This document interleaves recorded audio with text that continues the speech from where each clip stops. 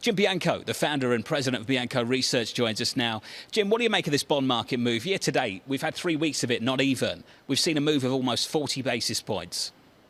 It's been a huge move, and it's been a tremendous total return loss. And I think the bond market's move that's been most surprising is probably been in the front end of the yield curve.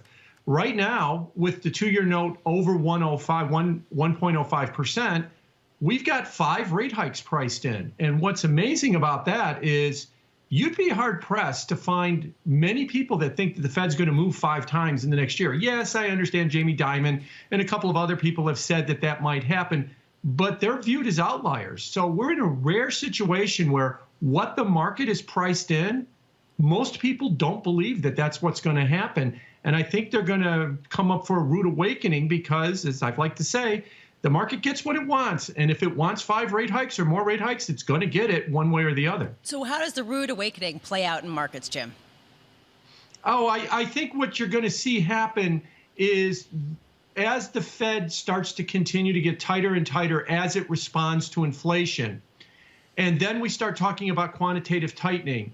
I'm in that camp that believes that quantitative tightening most hurts risk markets like the equity market, the corporate bond market. The bond market had $1.5 trillion buyer in the Federal Reserve. If they're going to leave and eventually start quantitative tightening, it needs to find $1.5 trillion buyer out of the private sector. And the bond market will find that buyer out of the sector. It will take it away from the corporate bond market and the equity bond market, or the equity market. And I think that those markets are going to struggle, as they have so far this year, through the balance of this whole tightening cycle. On a nominal basis, on a real yield basis, the 10-year German nominal goes to a positive statistic. Can you frame, Jim Bianco, that the real yield, the inflation-adjusted 10-year here, can crawl back to a positive level? Well, that's going to be a tall order at this point, depending on how you want to measure it. If you want to measure it by real yield bonds, yeah, we've probably got about another 80 or so basis points to go in order to get it real. And that's going to be tough for the market to do. But if you want to talk about an actual one where you subtract it by the 7% inflation rate, that's probably not going to happen at least any time in this cycle. And that's where I think the problem is going to be, is that as the Fed raises rates, the question is going to become, what rate do they go to? Unfortunately, the Fed's history is they break something when they raise rates too much. And where is that level of breakage?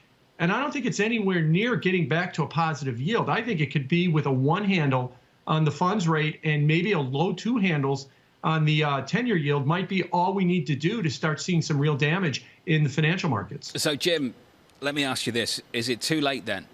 Is it ultimately just too late? Is the destination just a given now? Yeah, I think the Fed did wait way too long in trying to address this issue. Look, they're still buying $60 billion of bonds this month and $30 billion next month, even though Chairman Powell said in his renomination testimony 2 weeks ago that that wasn't necessary. So you'd hope at least at a minimum they'll exit that next week. But they've waited so long. I don't think there is a magic policy that they could do that would help quell the inflation concerns, help the financial markets, help the economy at the same time. They've got to kind of pick one side or the other. And I think the fear in the financial markets more and more is they're going to pick the side of dealing with inflation. And probably because of the ratings that we've seen in political polls and in the consumer confidence numbers, because everybody's concerned about inflation, they're ultimately going to respond to it. And the risk is they're going to go too far. Hey, Jim, great work, as always, buddy. It's good to hear from you. Jim Bianco there of Bianco Research. Lisa, that's just a flavour of the